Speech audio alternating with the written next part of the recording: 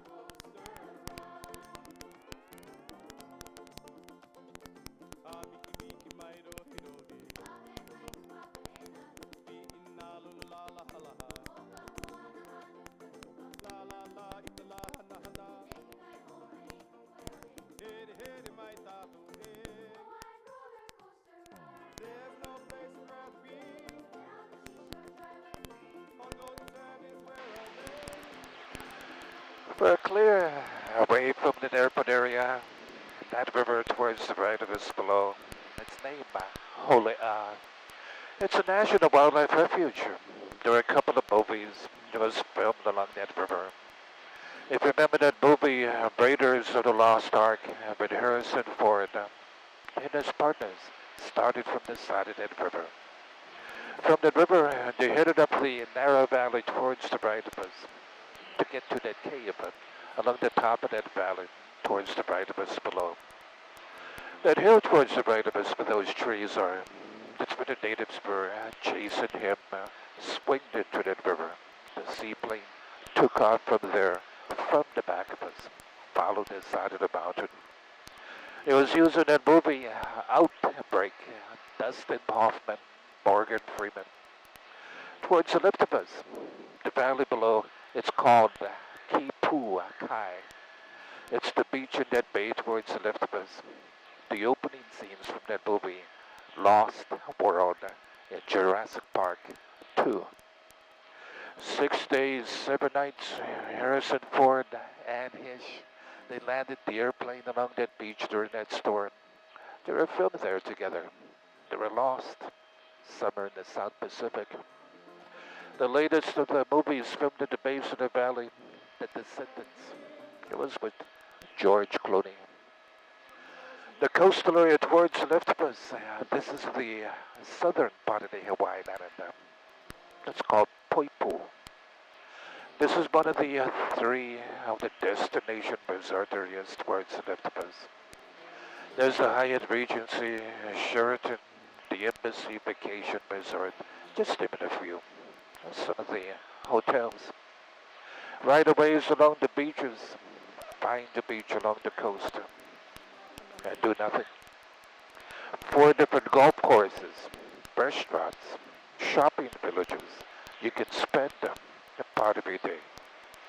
That Highway 520 takes you there towards the left of us, but at road ends, there's a hiking trail towards the back of us. You can hike along that coastal. There are several beaches secluded towards the coast, towards the back of us. There are zip lines below along the base of the mountain ahead of us. ATV tours, small, wide mouth bass, if you're interested in some freshwater fishing in those reservoirs. There are no natural lakes around the entire Hawaiian Island. It's all man-made sugar plantations who created those reservoirs.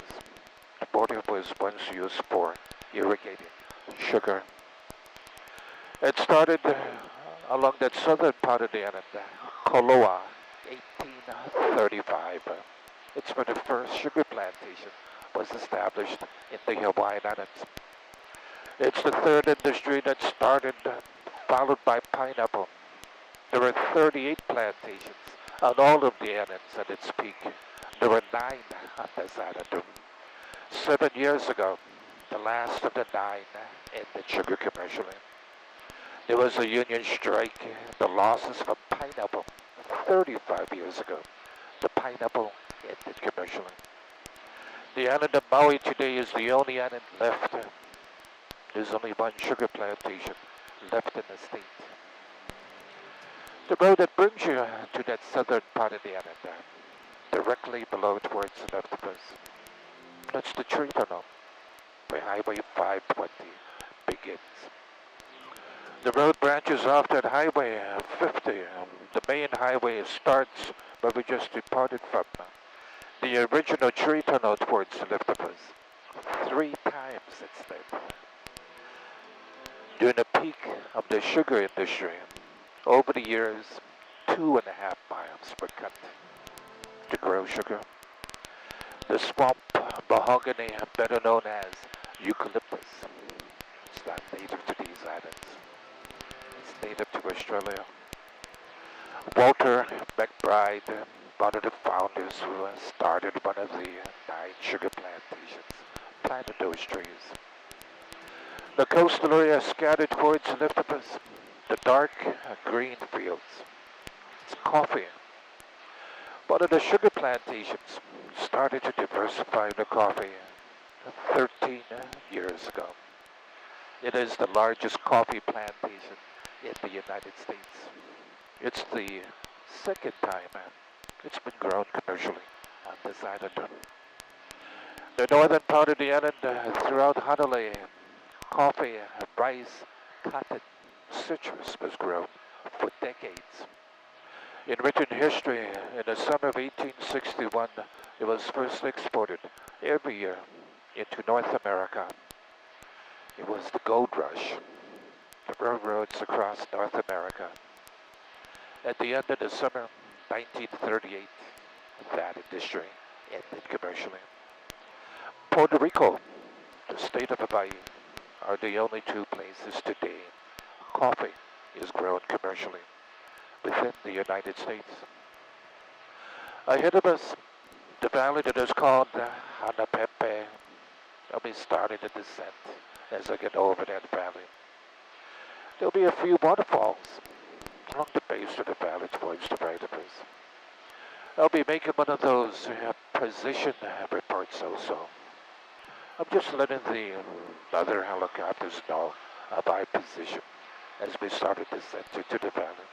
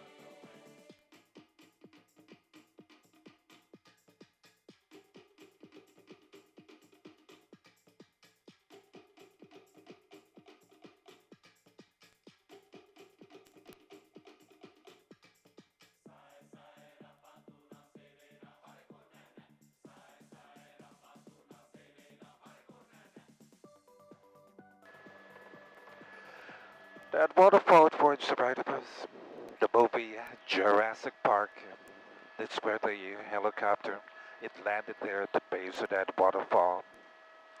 The name of that waterfall, Mana Bai Opuna, 288 feet. The road at the base of the valley is privately owned. The coffee plantation owns that road. They have the right of way to that border. It's diverted from the valley below, channeled throughout the coast, irrigated the coffee orchards. The early Hawaiian families believed spirits who lived there. The name of that waterfall, it is referring to the spirits in the pond water at the base of that waterfall.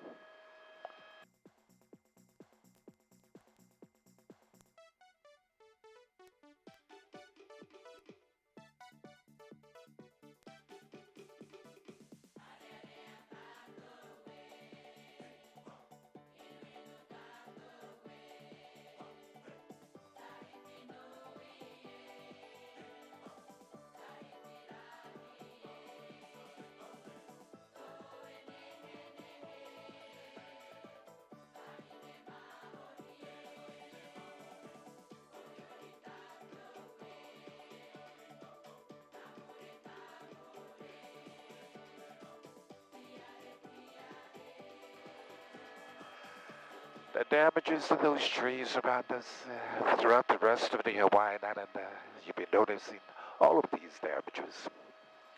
It was from a hurricane on September 11th, 1992, Hurricane Iniki, a Category 5 hurricane. It was late in the morning. It came from the back of us out of the south, crossing the center of the island, then headed away to the north ahead of us. The winds were reported in the beginning of that hurricane 168, wind gusts 247. It made recorded history, still officially. That is the fastest wind speed recorded in the Hawaiian archipelago. It's the third hurricane crossing the center of the Hawaiian Island. November 22nd, 1982, Hurricane Iba, a Category 3 hurricane, out of the west from ahead of us.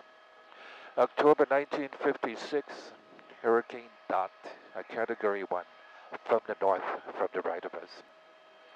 The three different hurricanes crossing the center of the Hawaiian Island never touched the rest of the Hawaiian Islands. Last year, the warmer temperatures along the eastern Pacific, El Nino, there were 29 depressions, tropical storms that originated along the eastern Pacific.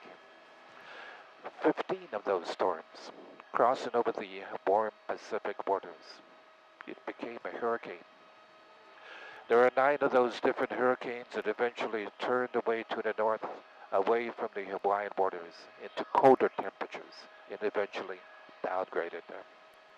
The rest of the hurricanes that came into the Hawaiian waters, within the few hundred miles, they were downgraded into a tropical depression as it crossed over the Hawaiian Islands. The Hawaiian waters 1,000 miles away from the 132 different islands.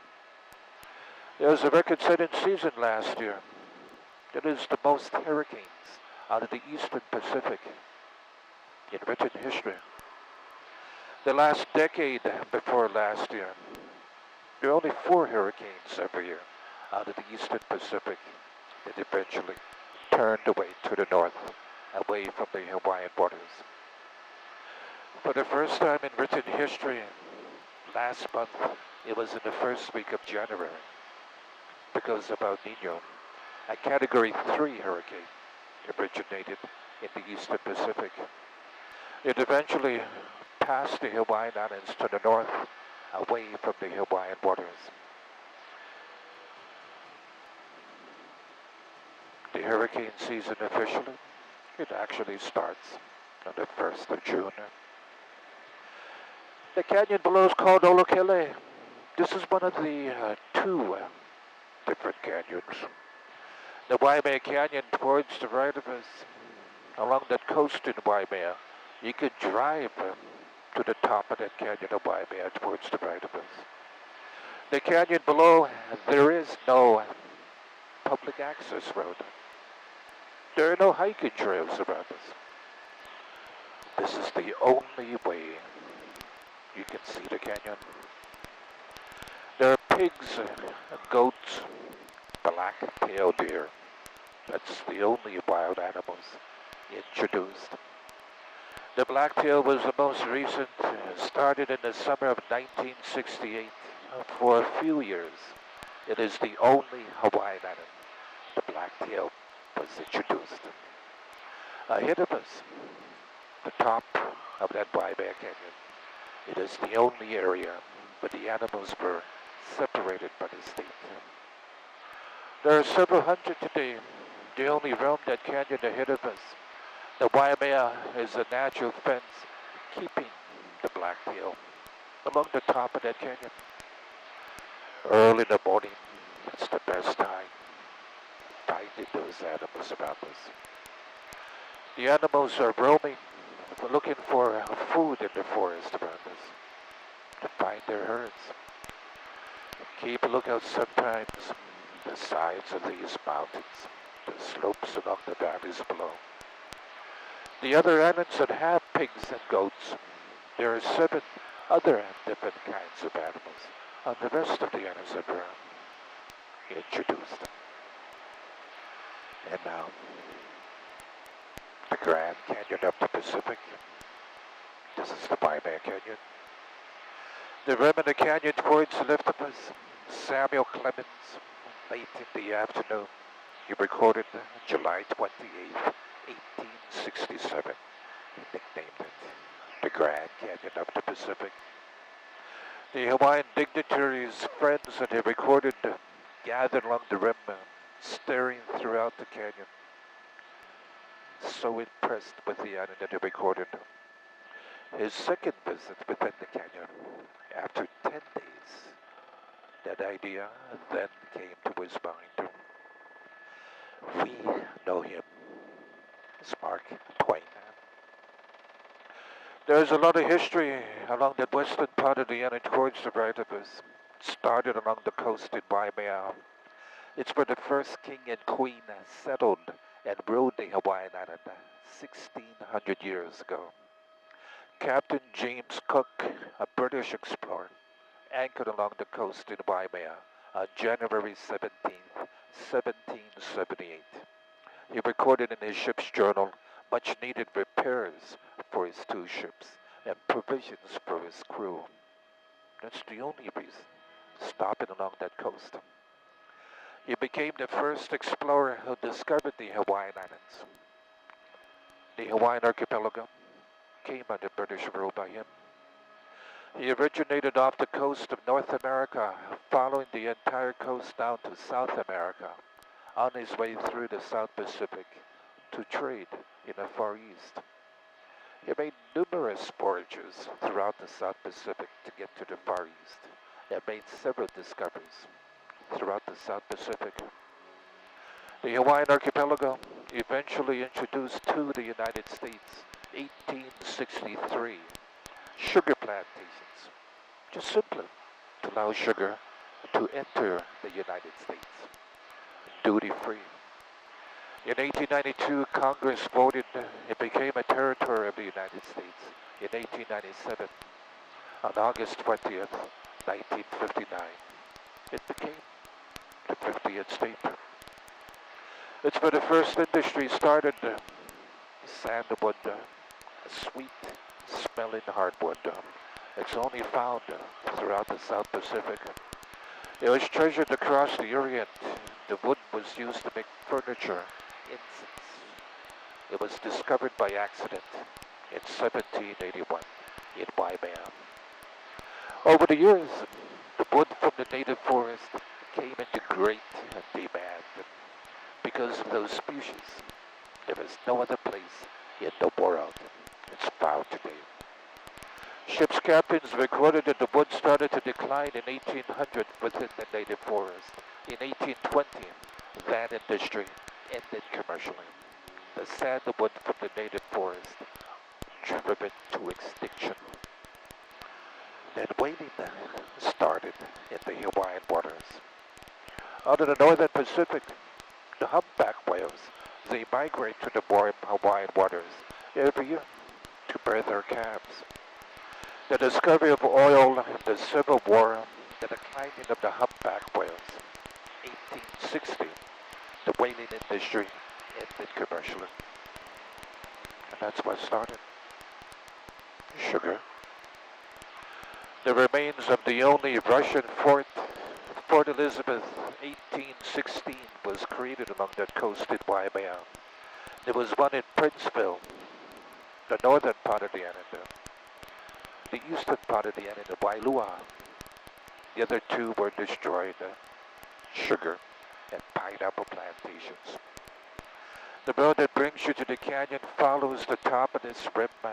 That road ends along the top of the Napali coast. That's where I'm heading from here, to see the Napali. One of two hiking trails towards the left of us. Just off that highway, you can hike into the canyon below. There are numerous trails within the forest throughout the top of the canyon. Rainbow trout from the mainland flown directly to the island every few years. They mature within this reservoir towards the right of us, then released only in the Waimea Canyon. Every year, mid-June, early September, trout season within the Waimea Canyon. It opens to the public. The state estimates every year roughly 25,000 rainbow trout is released into the Waimea Canyon. The top of the canyon towards the right of us, there are cabins that have electricity and running water. You can rent them from the state. The facility towards the left of us along the coast, just ahead of us, it's the Navy Barking Sands, the Pacific Missile Range facility. The beach towards the left of us is called Polehale.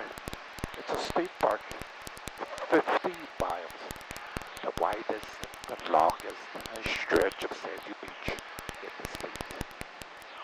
That Highway 50 starts where we departed from. It's where the road ends along the beach. And the Palais, that's where it starts from the back of us within beach ends. Ahead of us shortly, I'll be heading offshore to see the Palais. The naval radar facility towards the left of us, tracking, trading submarines, naval ships heading along the Pacific. There's a NASA radar facility along the top of the canyon above towards the right of us. Automated used for tracking those satellites of the International Space Station as they cross over the islands above.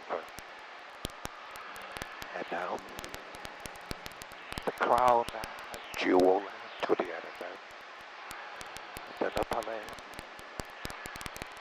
It is 17 miles from sea level, 4,300 feet above. It borders that Waimea Canyon towards the back of us, towards the right of us. It's a state preserve. It's rich in archaeological sites.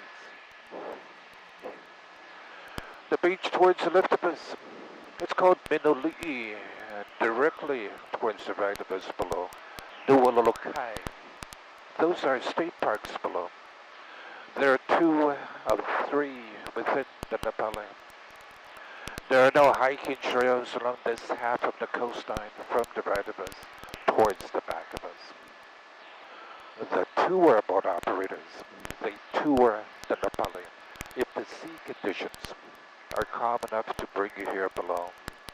It's where they'll have lunch, snorkeling, hiking along the base of the valleys. Each of the valleys, the rock formations, they created for their gods.